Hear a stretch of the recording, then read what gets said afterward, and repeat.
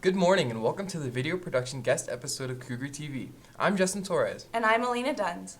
The spring brings with it many activities, including trips for our music program. We sat down with Mr. Combs and Mr. Jacobson to find out more. Can you guys tell us a little bit about the Anaheim trip that's coming up for chamber orchestra and wind ensemble? We're going to Anaheim. We're taking the jazz band, the wind ensemble, and the chamber orchestra. We will perform at a festival there, a competitive festival there. We will also play on a soundstage in Disney Studios, where they'll have us play music along with a picture that plays in the background, just like you're scoring for a movie. And we'll go to Disneyland, and we'll go to the aquarium, and we'll go to the beach, and we'll go to In-N-Out Burger. When is this trip? It's March 24th through the 27th, so we'll leave on the Friday before spring break and we'll come back on the Monday of spring break. What pieces are you going to perform there? Well, we'll probably do our pieces that we're playing for our festival coming up, which would be Xerxes and El Camino Real and possibly another piece. And finally, how can Coronado students help support the music program? Come to the concerts. Could be in any ensemble that's available to them. That's right. We'd love to see them at our concerts. It sounds like their trip should be a blast. Robotics is a great way to be creative and sharpen your mind. Let's see how they've prepared for their competition. The robotics team is traveling to Salt Lake City in Utah. We're traveling there for regional, and so basically it's kind of like our prior big state competition. So yeah. Traveling, it's pretty tedious, but getting to be with some of your best friends and studying, it's pretty nice. So we bag our robot before we actually get to the competition, like maybe a week or two before.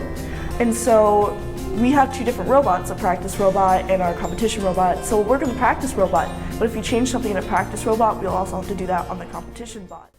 That sounds awesome. Best of luck to our Cougars at the robotics competition. Most students know that ICAP is now a graduation requirement. For those of you who need more information, here's some help from Ms. Vadalaro. ICAP stands for Individual Career and Academic Plan. What it actually is your goals and plans to reach those goals documented throughout your time at high school. ICAP's been around for quite some time, and it just kind of got its official title and became a graduation requirement this school year. Ideally, every senior will have signed off on their ICAP either by signing the actual ICAP or signing an affidavit, hopefully by the end of April at the latest. A lot of what you need to do has already happened. Picking your classes, having conversations with your counselors.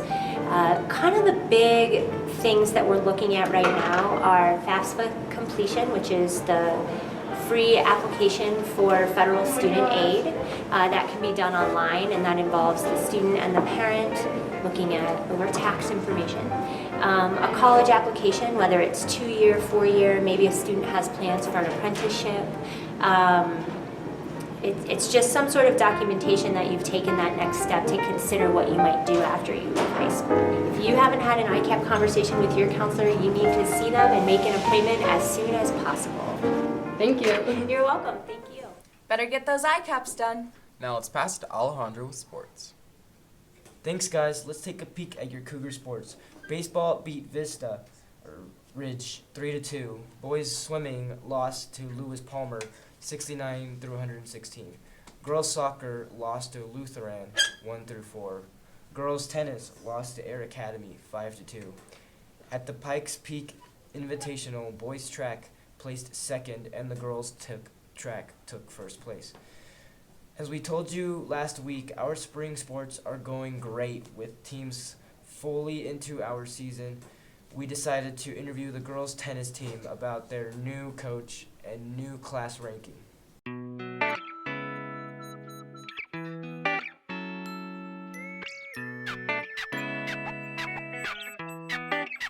This will be my 6th season as a head coach for tennis. I coached boys and girls back in Iowa at different times though, since the season was the same. When I came out here to Colorado and realized the seasons were separate and that position became available, I thought it'd be really cool, at least for a couple of years, to try to be the coach of both the boys and the girls.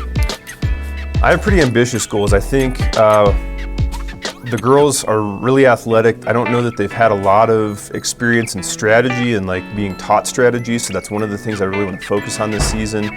We have a very friendly regional where I think our opportunity to get to state couldn't be better. So my biggest goal, I guess, for our season is to get either 9, 10, or 11 girls through the state. So the new classes will definitely help us overall. In the past, there have only been 2 classes, 4A and 5A. So every team smaller than about 13 or 1,200 was in 4A, and every team bigger was in 5A. So we were in 5A in the past. With this year, they've added 3A, so that kind of reorganized the classifications and made all the classes smaller, so that there are fewer teams overall in each class. Now we dropped to 4A.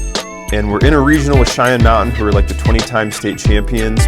But I think the good thing is if we can make it to state, there will definitely be more opportunities to probably win matches at state, because some of those top teams from 4A shifted down to 3A. Kind of with that, some of the good teams from 5A moved down, but I think overall it should help us. I enjoyed watching the sport, so I decided just my freshman year to come out and try it for the first time.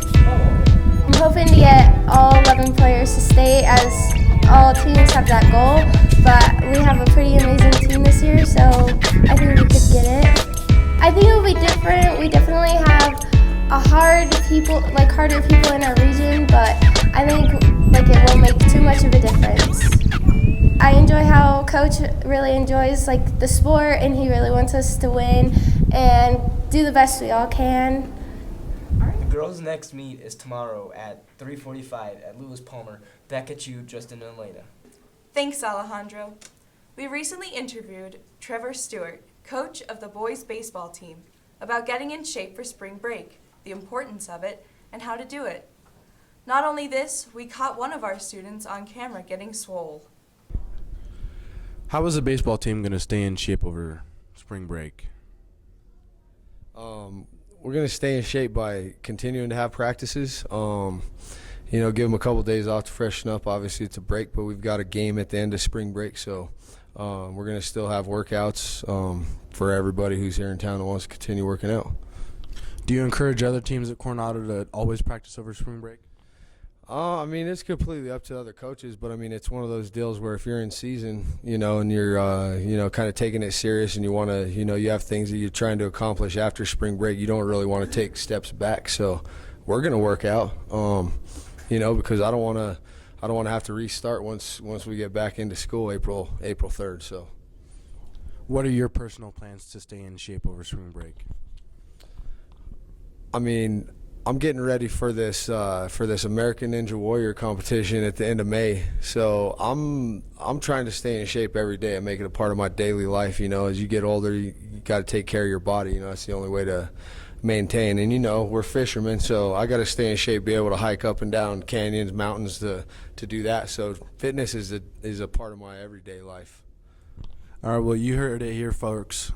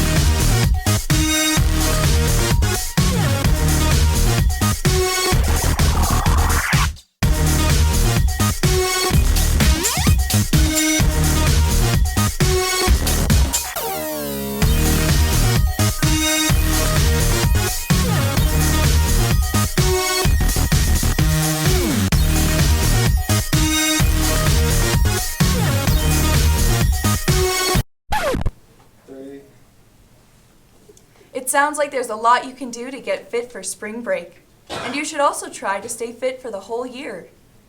Finally, we finished with a story about one of our retiring teachers. Mr. Hugel has been at Coronado for many years, and after so many years teaching and coaching, he has decided to retire.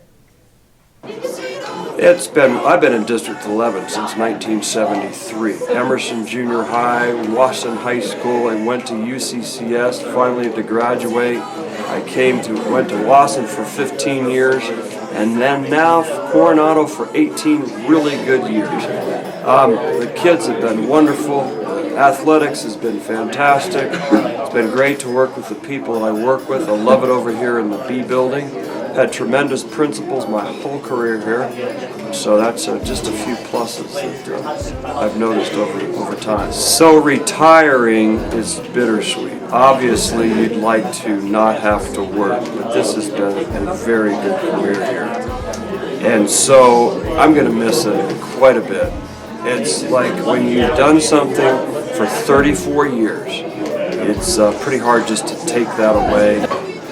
So it's been a really good run, no pun intended, but I'm going to miss this place, and I really appreciate Coronado, all that you've done for me, and like I said, I hope I've given back a little bit to you. After all these years, Coronado says goodbye to a beloved teacher and coach. Well, that wraps up another episode of Cougar TV. I'm Justin Torres. And I'm Elena Duns. And join us next time to find out what's happening in your hallways. Stay classy, Coronado.